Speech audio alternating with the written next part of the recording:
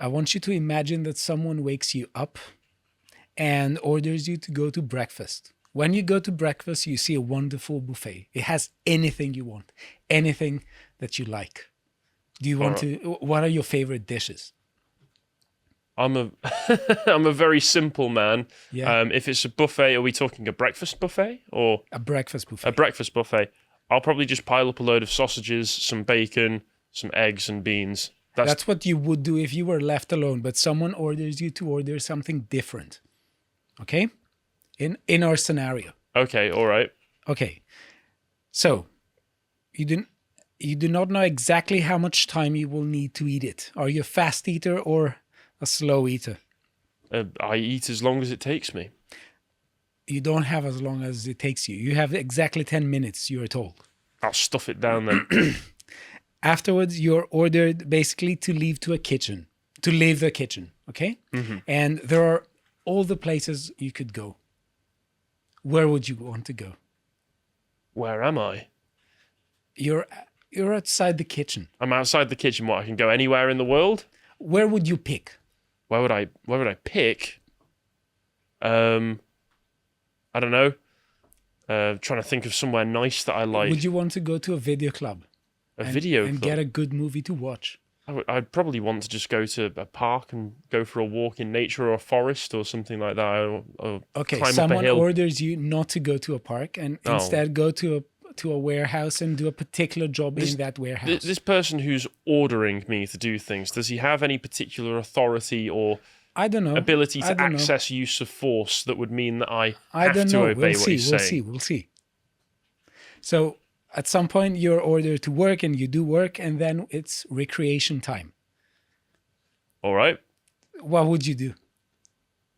Pick up a guitar, noodle around for a bit? No. I feel like I'm starting to see a pattern here. No, someone tells you are not to play the guitar. You are to go with, let's say, John and Julia to the movies, to the cinema. And when you go there, John and Julia don't ask you what you want to see. Okay. They tell you, we're going to watch that. Yeah? Meanwhile, important discussions take place about your life. Others decide who you should marry and when, what job you should do and for how long, and what policies should be enacted, and that will influence the society in which you live. Now, do you like this version of scenario of Harry or not? I mean, there are elements to it that I certainly dislike. I dislike the fact that literally every single decision that I could have made has been chosen instead for me. But there are other elements of this, such as potentially going with friends or potentially friends to do something where you have certain obligations with other elements of your life, with the people around you, to maybe not do everything that you want to do all the time. But in this scenario, you've put me in a position where I have no choice over anything that I do. I'm just put into this position where I have to eat what I'm told and do what I'm told, which could work for some, would not work for me. And also, once again, this omnipotent person who seems to be telling me what I can and can't do. I'm curious as to whether he's actually able to back up his demands with force or not, because that's the primary thing that means that I'm not able to do what I want. Either social pressure or force are the two things that tend to remove people's autonomy from them, or not necessarily remove their autonomy, but socially pressure them into making decisions that they might not outside of a social situation. Okay, so what is it that you lack in this scenario? I like certain personal agency. You said agency. you like choice, agency. Yeah, exactly. So the thing is, you said that, it would work for some people, it wouldn't work for you. I agree that it wouldn't work for you, but do you want to say why? Why it wouldn't work for me? Well, because, and I'm sure there might be some people in the comments who could correct me if I'm wrong about this, but I believe that I'm intelligent enough to be able to make good decisions for myself on a choice-to-choice basis. I am autonomous enough within myself, and I have enough personal agency. I have the kind of mind that would allow me to make good decisions consistently on a day-to-day basis. If I'm going to go for breakfast, I'm going to be putting myself in a situation where I'm not going to choose food that is bad for me, and I'm not going to overindulge and become a glutton. If I'm going to the cinema with friends, I'm going to recommend the film perhaps that we can all enjoy, rather than just something that I will enjoy, because obviously, once again, if I'm there with friends, there are social obligations that I have to take. Some people are of the mind, I would argue, where they would just all you can eat buffet, they would Homer Simpson it, they would just take as much as possible, eat as much as possible, stuff their faces. There are people who, if you went to the cinema with them, would demand that you watch only what they want to watch. And these people, I do believe, are the sorts who would require some kind of social pressure to encourage them to make the right decision. So, for instance, if they're a glutton, they get really fat, they should have people point out, you're a disgusting fatty, lose some weight. Okay, so you said that you are an intelligent person who can choose for yourself. Yes. Yeah? Okay. Just for the record, I agree with you. I'm Thank not going. you. If you're going to disagree with me there, No, this conversation would take a sharp left turn. No, I'm not. I'm not. That's not what I want to show with this. You say that you have intelligence and you can make intelligent choices. The thing is, though, what if the people who order you around and boss you around in the scenario told you, well, prove it. We think that we know what's best for you. That's the paternalistic way of governance. So the thing is, how do you go about proving to them that you can make intelligent choices? They have the power. And let's say it's not social pressure. Let's take the scenario where they do have the power. They have the power. And basically, they place you in a position where you have to prove why you can make choices instead of them proving to you that you cannot. But they could also use power, and power is an underlying element in most discussion, especially in public discussion. And they would say, well, no, actually, we disagree with your values, which means that you're not mature enough, and you cannot actually make decisions for yourself. Well, if we were to take this outside of the realm of the abstract and put it into more concrete terms, as I'm sure this is all supposed to be relating to in the first place, well, the people in power at the moment who believe that they should be making decisions for the rest of us and believe that they are the best position to make decisions and set up laws and all that for people are demonstrably unfit to be in the positions that they are in, because their values are, as far as I'm concerned, completely monstrous.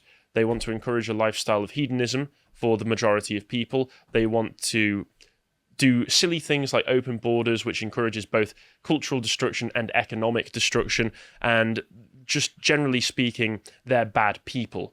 And I would prove to them that I am intelligent by, one, I could blaspheme against Josh's wishes and take an IQ test to prove that I have a high enough IQ to be an independent and autonomous person.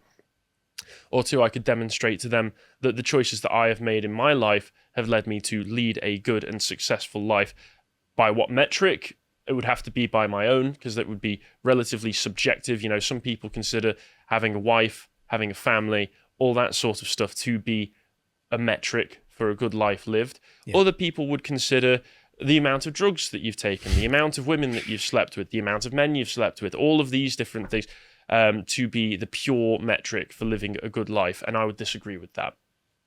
Okay, so would you say that the people who are governing the country and many other Western countries are basically paternalists in disguise, because they seem to be adopting several plans about how to restructure society and its economy? And these are usually top-down implemented plans, or they are plans whose implementation would require a top-down approach. And it seems to me that they are using language that frequently appeals to freedom and liberation, but actually they neglect that freedom is supposed to be a bottom-up phenomenon. It's supposed to be, especially when we're talking about society, it's a grassroots thing. It's not that people are free because the government permits them to be. It's that people are free, and the government should create a sort of framework in order to solve some of the problems and tensions that arise within a free people. Well, I think practical reality has shown us that within a liberal democracy that it is top down. At the end of the day, you will have elected officials and then a humongous bureaucracy of unelected officials who will be the ones in charge of making the laws, enforcing the laws, deciding what values need to be put in the public eye. Because when I say unelected bureaucrats and officials like that, I'm also including the media class who are in cahoots with everybody else. So the media class decide what values to put on television that will influence the masses and influence public opinion. It may not influence everybody, and it won't influence everybody to the same extent or as effectively, but it will influence a critical mass of people that will allow you to, say, sweep elections. Yeah. For instance. And I would also say that it's not necessarily paternalistic, the element of the government that we experience in the West today. I would actually argue that an element of it is maternalistic, because the values that are being put forward are incredibly feminine. It's all about harm reduction, making sure everybody lives as nice and comfortable a life as possible. It's all about making sure that feelings aren't hurt. Hence, we have hate speech laws. Hence, we have laws which are laws and values that are encouraging hedonism, because while a responsible mother would work in tandem with a father to give a child a life that's a good life where you don't overindulge too much, I think the values that are being put forward are, explicitly going against any sort of masculine virtues. This is why we have the idea of toxic masculinity is so prevalent these days. I agree with you. But you would still say that this is still a family of notions that are closely aligned with paternalism and have to do with offending people against It's people's essentially autonomy. using a paternalistic It's system, paternalistic. It's system whether mother of knows best coercion. or father knows best. Someone knows best. Yes, And it's not you. Someone knows best. That's the element of that view. Someone knows best in their eyes. I believe somebody knows best. I don't believe it's them. I don't believe it's the governing class who knows best. I believe that they know what will keep them in power. And I believe that they know that if you encourage people to indulge and live hedonistic lifestyles, that makes them much easier to control.